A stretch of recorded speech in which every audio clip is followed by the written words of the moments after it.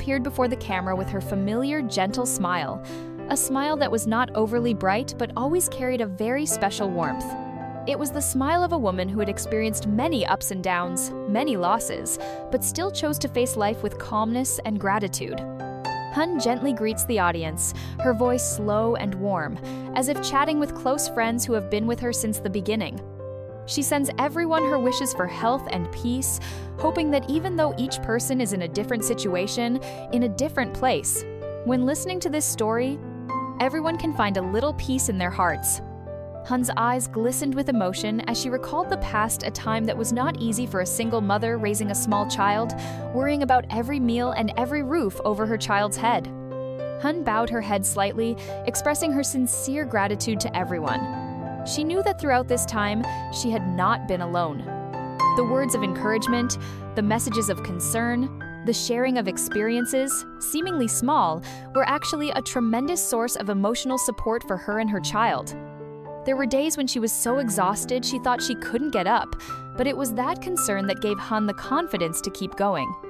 For Han, it was not just the support from the audience, but the warmth of humanity, a quiet yet enduring affection that helped her stand firm amidst life's storms. Han's ordinary story began with very simple things. Every morning, when the sky was still misty, Han would wake up to prepare breakfast for her young son Tom. The house is still unfinished, with many empty spaces, but it is always filled with the gentle voice of a mother calling her child to wake up. Han cooks while keeping an eye on Tom's every move, afraid that he will fall or bump into the scattered objects. Tom sits at the table, his tiny hands clumsily holding a spoon. Sometimes he spilled food on the table, sometimes he played so engrossed he forgot to eat.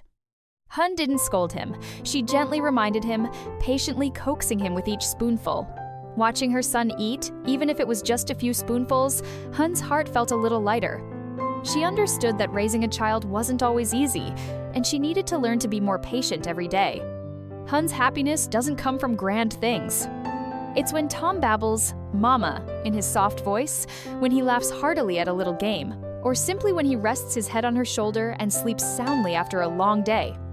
In those moments, Han forgets all her fatigue, forgets all her worries about food and clothing, and feels her heart warm. But alongside that joy are the very real worries of a mother. Hen confides that Tom sometimes refuses to eat, which causes her no end of concern. Some nights, watching her son sleep, Han worries about everything. She fears he is not getting enough nutrients, fears he is not healthy, fears she is not fulfilling her responsibilities as a mother. That is why Han hopes to receive more advice and experiences from others so she can take better care of Tom, help him eat well, grow strong, and always be happy.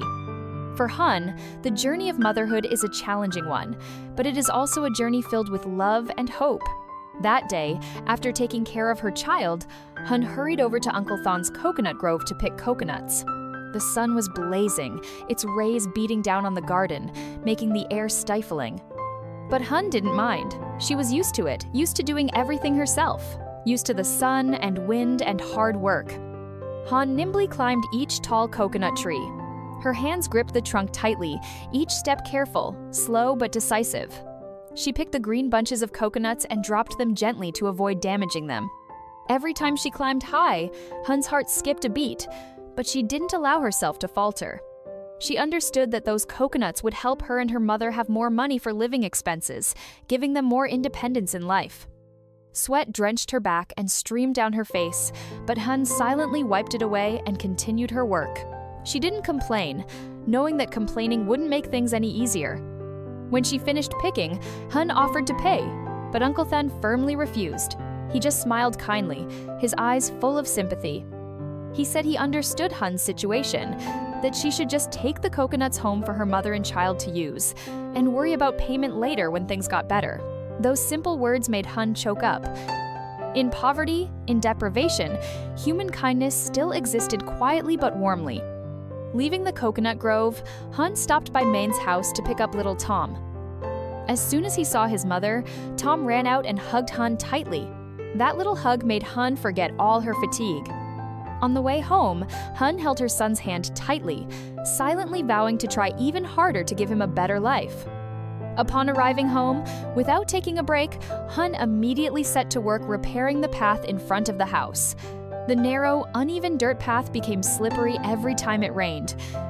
Han dug each shovel of earth, leveling each bump, hoping the path would soon be smooth so mother and child could walk safely. Not long after, Thon came to visit. Seeing Han working, he rolled up his sleeves and helped without hesitation. The two of them cleaned up and tidied the area around the lake together, picking up pieces of trash and rearranging everything to make it neater. As they worked, they chatted about everyday things, their children, their livelihoods, the difficult days they had gone through. The atmosphere at that moment was light and simple.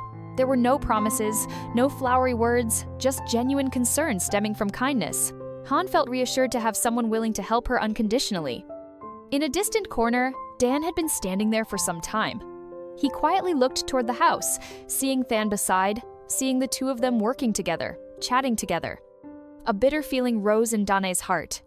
He misunderstood that Han had found a new life, that he no longer had a place in her life.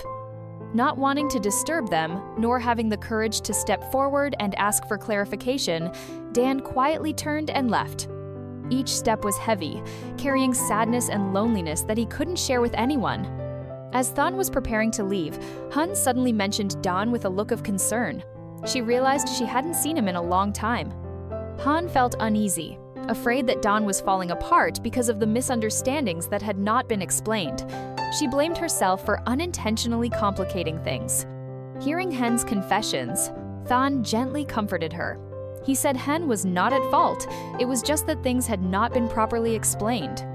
Thon suggested taking Han and little Tom to see Dan to explain everything directly, hoping Dan would soon find peace in his heart. However, before things could be clarified, an unexpected incident occurred. While Han was at home with Tom, a stranger suddenly appeared. He used aggressive words and a cold stare that terrified Han. In an instant, he overpowered and tied up both mother and child. In her panic, Han held Tom tightly to her chest, protecting her child with all her maternal instincts. Her heart raced, her mind went blank, and she could only pray for her child's safety. The robber ransacked the house, taking the small amount of money Hen had saved. He also forced her to leave the land they lived on, threatening that if she didn't, she would face even greater danger. Those cold threats made Han tremble. Just as the situation became critical, Thon and Dan arrived in time. Hearing the strange noise, they rushed in to intervene. After a fierce struggle, the bad guy was subdued. Han and Tom were untied, crying and terrified. Thon and Dan immediately reported to the police and handed the criminal over to the authorities. At the police station, the truth was revealed. The perpetrator confessed that he had been hired by Dio to harm Hen, forcing her to leave the land she was living on. Hearing this, Hen was speechless. She never imagined that the difficulties she had endured stemmed from such a cruel plot. This truth nearly broke Dan. He couldn't believe that behind it all was his own mother, Die. The pain was too great, leaving Dan silent for a long time, his eyes red, his heart torn between family love and justice. In the end, Dan still chose to face the truth. He decided to let the law handle it, without covering up or evading responsibility. That decision was painful, but demonstrated Dan's integrity and courage. As for Han, she did not blame Dan. On the contrary, Han chose to forgive and empathize. She encouraged Dan to be strong and overcome the ordeal, because he was also a victim of conspiracies he knew nothing about.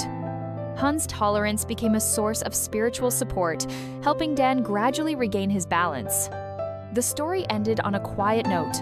After all the turmoil, each person carries their own wounds, but they also learn to cherish humanity, believe in justice, and choose the right path. Amidst loss and pain, faith is still kindled that when people know how to live kindly and do good, then tomorrow, though there will still be many challenges, will ultimately be bright.